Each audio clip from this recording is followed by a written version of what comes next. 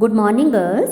आज मैं जिस टॉपिक को लेके आपके समक्ष उपस्थित हुई हूँ उसका नाम है भाषा शिक्षण के सामान्य सिद्धांत। तो गर्ल्स, मैं यहाँ आपको एक चीज़ बताना चाहूँगी। पहले एक बात बताना चाहूँगी कि जो बच्चा होता है, जो बालक होता है, वो परिवार में रहकर केवल अनुकरण द्वारा ही भाषा को सीखता है। और उसका ये अनुकरण जो है कभी अपनी माँ का होता है, कभी अपने भाई बहनों का होता है, कभी अपने पिता का होता है, ठीक है। लेकिन विद्यालय में उसे केवल अनुकरण की जो प्रक्रिया होती है उसके द्वारा भाषा का समुचित ज्ञान जो है वो नहीं दिया जा सकता, ठीक है। उसके लिए क्या करना पड़ता है, तो विद्यालय में जैसे वो जाता है तो भाषा शिक्षक को भाषा के शिक्षण अधिगम हेतु उसे कुछ टिप्स देने पड़ते हैं, उन्हें बहुत सारे प्रयास करवाने पड़ते हैं कि तथा कुछ विशेष कुछ खास बातों का टीचर को ध्यान रखना पड़ता है ताकि बच्चा अच्छे से लैंग्वेज को, भाषा को सीख सके, ठीक है। तो भाषा सीखने व सिखाने के लिए कुछ विशेष नियम बनाए गए हैं, कुछ विशेष नियमों का एक अध्यापक को पालन करना पड़ता है। उन्हें ही हम क्या कहते हैं, उन्हें कहते हैं भाषा शिक्षण के सामान्य सिद्धांत। अर्थात भाषा को सिखाने के कुछ सूत्र जो हैं, कुछ सिद्धांत जो हैं, कुछ प्रिंसिपल जो है बनाए हुए हैं कि बच्चों को किस प्रकार विद्यालय में रह करके शिक्षा जो है दी जाए, ठीक है। तो नंबर 1 है मेरा यहाँ पे स्वाभाविकता का सिद्धांत, नंबर 2 पे है क्रियाशीलता का सिद्धांत, नंबर 3 पे है रुचि का सिद्धांत, नंबर 4 पे है चयन का सिद्धांत, नंबर 5 पे अभ्यास का सिद्धांत, नंबर 6 पे वैयक्तिक भिन्नता का सिद्धांत, नंबर 7 है मेरा वार्तालाप का सिद्धांत, नेक्स्ट है निश्चित लक्ष्य का सिद्धांत और नेक्स्ट है विभाजन का सिद्धांत। इसके उपरांत है निश्चित अनुपात व क्रम का सिद्धांत और एंड में है यहाँ पे मेरा अनुकरण का सिद्धांत। तो इन सिद्धांतों का पालन करके एक अध्यापक जो है अपने शिष्य को शिक्षण अधिगम में परफेक्ट बना सकता है, ठीक है। तो सबसे पहले था मेरा यहाँ पे स्वाभाविकता का सिद्धांत। जैसे नाम से ही यहाँ पता चल रहा है स्वाभाविकता, स्वाभाविकता मीन्स स्वभाव से, ठीक है।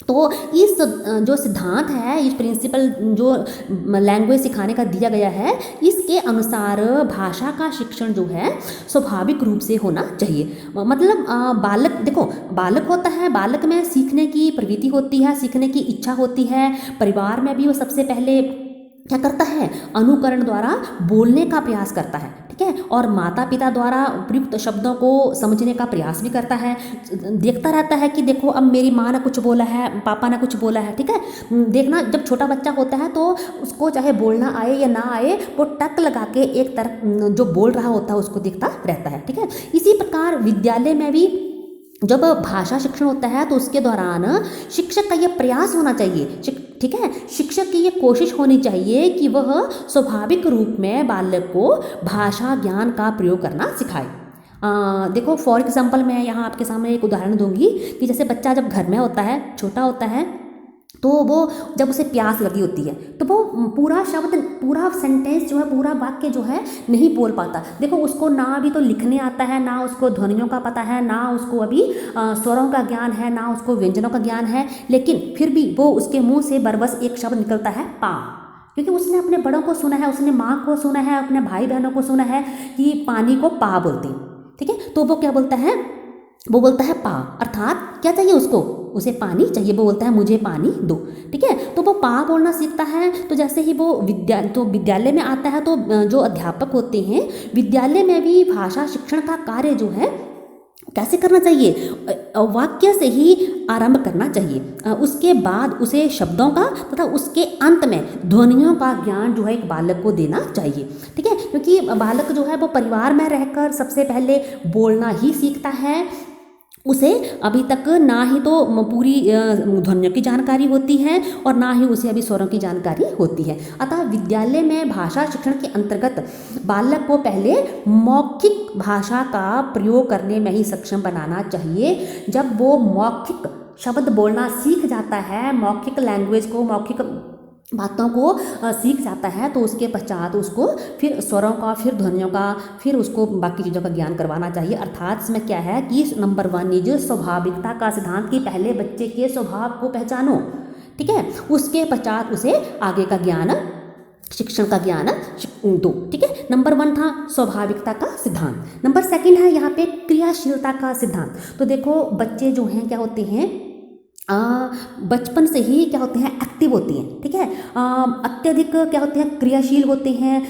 अगर उन्हें स्कूल में ला करके ऐसे निष्क्रिय करके बिठा दिया जाए तो वो निष्क्रिय बनकर तथा मूक दर्शक बनकर कभी भी नहीं बैठ सकते, ठीक है। अतः क्या करना चाहिए, जो भाषा का ज्ञान देने वाले होते हैं, भाषा शिक्षण के दौरान क्या करना होता है, शिक्षक को इस बात का ध्यान रखना चाहिए कि बालक जो है कक्षा में अधिक से अधिक, ठीक है, अधिक से अधिक सक्रिय बने रहे। यदि वह बालक जो है कक्षा में निष्क्रिय होकर बैठा रहेगा तो क्या होगा, तो शिक्षा व भाषा दोनों के प्रति उसमें अरुचि उत्पन्न हो जाएगी। वो पढ़ाई में रुचि नहीं दिखाएगा, वो जो उसको लर्निंग उसकी हो रही है उसमें अपना इंटरेस्ट नहीं दिखाएगा। इसलिए क्या करना चाहिए, खेल खेल में ही छोटी छोटी एक्टिविटियां दे करके उसको शिक्षा का ज्ञान दिया जाए, अर्थात क्या की जाए, उसको हर पल जो है एक्टिव रखा जाए, ठीक है। नंबर 1 था स्वाभाविकता का सिद्धांत, जिसमें बच्चे का स्वभाव देख करके सबसे पहले उसको मौखिक भाषा का ज्ञान दे करके बाद में उसको ध्वनियों का, बाद में उसको शब्दों का ज्ञान करवाना चाहिए। और क्रियाशीलता के सिद्धांत में क्या करना है, उसको एक्टिव रखना है, उसको निष्क्रिय नहीं बनने देना है, उसको एक्टिविटी बेस्ड जो चीज़ें जो हैं उसको अगर पढ़ाई करवानी है तो किस बेस पे, एक्टिविटी के बेस पे जो है पढ़ाई करवाना चाहिए। ये सिद्धांत जो है दिया गया है, ठीक है। नंबर 3 सिद्धांत है यहाँ पे रुचि का सिद्धांत। देखो, जिस काम में हमारी रुचि होती है उस काम को हम बड़े ही इजीली, बड़े ही आराम से कर लेते हैं, ठीक है। लेकिन जिस काम में देखो कि हमें ये काम नहीं करना है, हमारे अनमना हमारा मन हो जाता है, तो उस काम को करने में क्या होता है, हमें ना ही तो मज़ा आता है और ना ही उस काम को करने में अपना इंटरेस्ट शो करते हैं, ठीक है। लेकिन जो ये वर्तमान शिक्षा पद्धति है वो बालक के मनोवैज्ञानिक दृष्टिकोण पर ही आधारित है, ठीक है, तथा साथ में वो बाल केंद्रित भी है।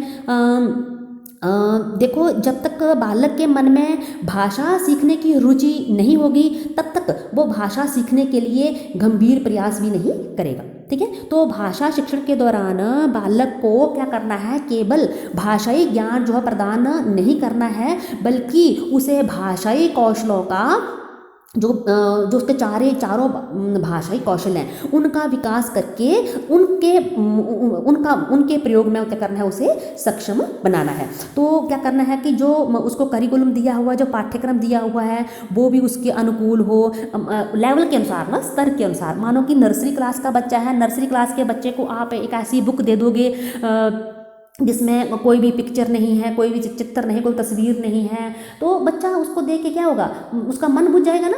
लेकिन उस बच्चे को आप ऐसी बुक दोगे जो पिक्चरों से भरी हो, तस्वीरों से भरी हो। मानो बच्चे को आपने अ सिखाना है, आ सिखाना है। जब अ सिखाना है तो अ के लिए बच्चे को जो है बड़ा सा अनार बना हो या कोई का कोई बड़ा सा शब्द का कोई बड़ा सा उसकी पिक्चर बनी हो, तो बच्चा उसे आसानी से सीख सकता है, ठीक है। तो रुचि के सिद्धांत के अनुसार जो है इसका मतलब ये है कि अगर बच्चों को भाषा का शिक्षण देना है, लैंग्वेज का ज्ञान देना है, तो बच्चे के अनुरूप हो, बच्चे की इंटरेस्ट के अनुरूप हो, बच्चे की रुचि के अनुसार हो, ठीक है। नेक्स्ट है चयन का सिद्धांत।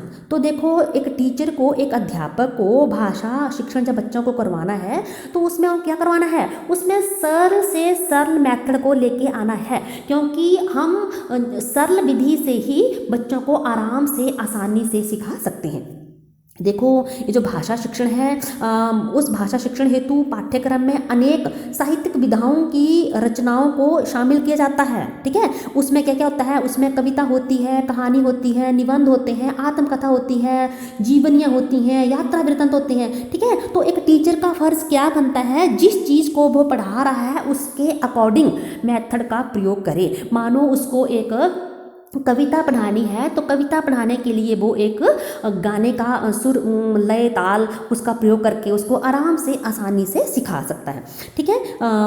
जब उसको निबंध पढ़ाना हो तो निबंध में अलग तरह का मेथड अपना के, तो ठीक है। तो क्या करना है, चयन के सिद्धांत में, अर्थात बच्चों को सिखाने के लिए जो है सरल विधियों का चयन करना है पहले उसे, ठीक है, कि मैंने कौन सी विधा को किस सरल विधि के अनुसार पढ़ाना है, ठीक है। नेक्स्ट है अभ्यास का सिद्धांत। अभ्यास मीन्स प्रैक्टिस, ठीक है, कि सतत अभ्यास से ही जो है किसी भी कला में कुशलता प्राप्त की जा सकती है। ये बात आपने सुनी होगी। ठीक है, सुनिए ना। तो मनुष्य क्या है, एक सामाजिक प्राणी है और उसमें सीखने की तो बहुत ही ललक होती है, बहुत ही इच्छा होती है, लेकिन क्या है, उसे कैसे सिखाया जाता है? प्रयासों के द्वारा ही सिखाया जाता है। भाषा क्या है? भाषा भी एक कला है, इसलिए भाषा शिक्षण को जो टीचिंग करवा रहा है उसको परफेक्ट, उसको प्रभावी, उसको सफल बनाने के लिए क्या करवाना चाहिए? उसको बार बार हर चीज़ का अभ्यास करवाना चाहिए, ठीक है।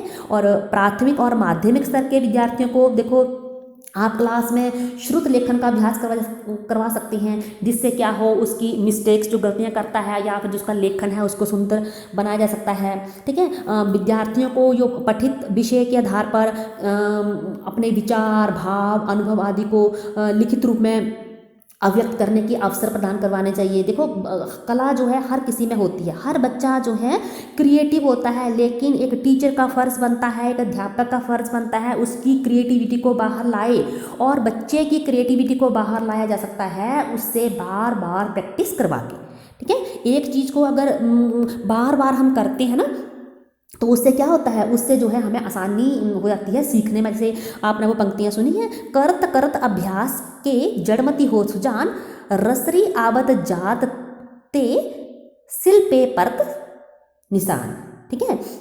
अर्थात क्या था कि निरंतर अभ्यास के द्वारा जो जड़मति है, मूर्ख व्यक्ति को भी बुद्धिमान, सुजान बनाया जा सकता है, ठीक है। तो क्या करना है, बार बार बच्चों को अभ्यास करवाना है, ठीक है। नेक्स्ट है वैयक्तिक भिन्नता का सिद्धांत। तो देखिए, एक ही क्लास में सभी बच्चे जो हैं समान नहीं होते हैं, कुछ बच्चे बहुत ही इंटेलिजेंट होते हैं, कुछ बच्चे जो हैं मीडियोकर होते हैं, कुछ बच्चे क्या होते हैं, स्लो लर्नर होते हैं। तो एक टीचर का फर्ज बनता है कि सभी बच्चों को समान रूप में लेके चले, ठीक है। सभी जो व्यक्ति होते हैं, सभी विद्यार्थी होते हैं, उनका बौद्धिक स्तर जो होता है, वो तार्किक क्षमता जो उनकी होती है, जो उनमें मानसिक क्षमताएं होती हैं, वो सभी समान नहीं होती हैं। देखो, प्रत्येक व्यक्ति का व्यक्तित्व जो है दूसरे व्यक्ति से भिन्न होता है, ठीक है। यही बात जो है विद्यार्थियों पर भी लागू होती है। एक कक्षा में किसी विद्यार्थी की लिखावट ही ले लीजिए, एक की लिखावट जो है बड़ी सुंदर होगी, दूसरे की लिखावट भद्दी हो सकती है, ठीक है। कोई विद्यार्थी मंदबुद्धि हो सकता है, तो कोई विद्यार्थी जो बहुत ही मेधावी हो सकता है। तो ऐसी परिस्थिति में जो भाषा शिक्षा के उद्देश्य होते हैं, उनको प्राप्त करने के लिए किस सिद्धांत का पालन किया जाना चाहिए? वैयक्तिक भिन्नता का सिद्धांत। अगर हम वैयक्तिक भिन्नता के सिद्धांत को ध्यान में रख करके बच्चों को पढ़ाएंगे, बच्चों को स्टडी देंगे, तो क्या होगा, उसमें क्लास में, स्कूल में बच्चों में एक बैलेंस बना रहेगा। तो हमें इस सिद्धांत का पालन करना भी बहुत ही आवश्यक है। नेक्स्ट है मेरा वार्तालाप का सिद्धांत, जिसे हम बोलचाल का सिद्धांत भी कहते हैं। देखो, बच्चे जो हैं, जब तक बच्चों से फ्रेंडली बिहेव ना किया जाए, बच्चों को अपना दोस्त मान के ना पढ़ाया जाए, उनके साथ बच्चा बन करके ना पढ़ाया जाए, तो बच्चे कुछ भी नहीं सीखते हैं। अगर हमें बच्चों को किसी भी चीज़ में, किसी भी लेसन में, किसी भी कोई भी टॉपिक है उसमें पारंगत बनाना है, तो उसके लिए हमें क्या करना है, उसके लिए हमें बच्चों के साथ बच्चा बन करके उनकी रुचि के अनुसार, उनके मेथड के अनुसार, और साथ में उन्हें बोलचाल की भाषा में जा करके उनके साथ वार्तालाप करके उनको पढ़ाना पड़ता है, ठीक है। भाषा शिक्षण के दौरान केवल देखो, कई बार क्या होता है कि एक टीचर जो है क्लास में जाता है और वो पढ़ाते हुए खुद ही पूरा लेसन रीड करके चला आता है, और बच्चों से ना कोई बात करता है, बच्चों से ना कोई प्रश्न पूछता है, और ना ही बच्चों को पूछता है आपको समझ आया या नहीं आया, ठीक है। तो टीचर का क्या फ़र्ज़ बनता है कि वो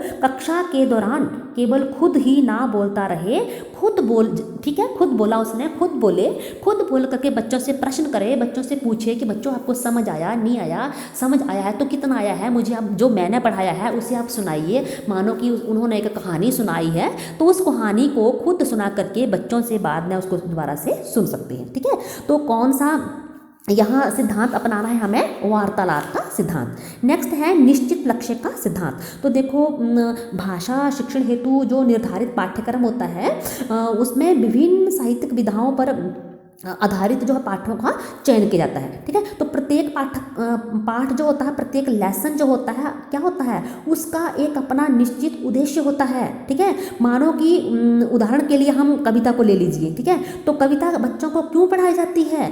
कविता शिक्षण का जो होता है प्रमुख उद्देश्य क्या होता है, कविता को पढ़ाने का बच्चों का उद्देश्य होता है कि जो विद्यार्थी होते हैं, विद्यार्थियों को भाव, कल्पना और अभिव्यक्ति के सौंदर्य को परखने व उन्हें रसास्वादन में सक्षम बनाना होता है, ठीक है, ना कि उनके शब्द भंडार में वृद्धि करना होता है। लेकिन दूसरी तरफ हम निबंध को ले लें तो जो निबंध शिक्षण होता है, निबंध शिक्षण में विद्यार्थियों के शब्द भंडार को समृद्ध करने पर बल दिया जाता है, ठीक है। जो निबंध शिक्षण होता है उसे हमें विद्यार्थियों के भाव कल्पना को तो नहीं जगा सकते ना, ठीक है। उसमें हमें विद्यार्थियों क्या होता है, उनकी वोकैबुलरी जो होती है उसको सुदृढ़ बनाना होता है। लेकिन कविता पढ़ाने का लक्ष्य होता है कि बच्चों के अंदर जो क्रिएटिविटी है, जो बच्चे कविता लिख सकते हैं, जो उनके अंदर भाव पनप रहे हैं, जो उनके अंदर कल्पना शक्ति जो है विराजमान है, उसको बाहर लाया जाए। तो क्या करना है कि ये जो निश्चित लक्ष्य का सिद्धांत है उसको लेकर चलना है। नेक्स्ट है विभाजन का सिद्धांत। विभाजन मीन पार्टीशन, कि एक टीचर को क्लास में जाकर के कि ऐसा नहीं है कि एक बुक है तो एक बुक को एक ही दिन में जाए और एक ही दिन में ख़त्म करके आ जाए, ऐसा नहीं है, ठीक है। इस सिद्धांत के अनुसार जो भाषा शिक्षण कार्य है उसको आरंभ करने से पहले शिक्षक को क्या करना चाहिए, उसको करना चाहिए कि जो पाठ्यक्रम है उसको अलग अलग खंडों में विभाजित कर दे, ठीक है। पाठ्यक्रम को पद्य खंड, गद्य खंड आदि में जो है वो विभाजित करते हैं और समय अनुसार कभी पद्य खंड, कभी गद्य खंड, कभी व्याकरण, इन सब चीज़ों का बच्चों को ज्ञान दे, ठीक है। नेक्स्ट है निश्चित अनुपात व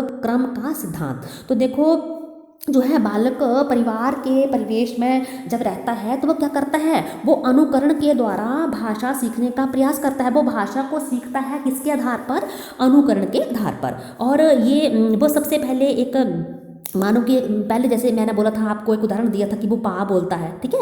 तो उसके पश्चात ही वो शब्दों को सीखने का प्रयास करता है। तो स्कूल में आकर के भी क्या करना है, उसे एक निश्चित अनुपात व क्रम के अनुसार ही सिखाना है, उनके मनोविज्ञान को जान करके। जैसे मानो कि हमने बच्चों को वर्णमाला ही सिखानी है, तो वर्णमाला सिखाने के लिए पहले उसको अ का क्या करना है, ज्ञान देना है, फिर उसके पश्चात आ का, फिर उसके पश्चात इ, फिर उसके बाद ई। ऐसा नहीं है कि बच्चा जैसे स्कूल में प्रवेश किया, विद्यालय में आया और आते ही हमने उसको य सिखा दिया, ठीक है। तो भाषा सिखाने के लिए भी क्या करना है, बच्चों को एक निश्चित क्रम व अनुपात का जो सिद्धांत के पालन करना है, ठीक है।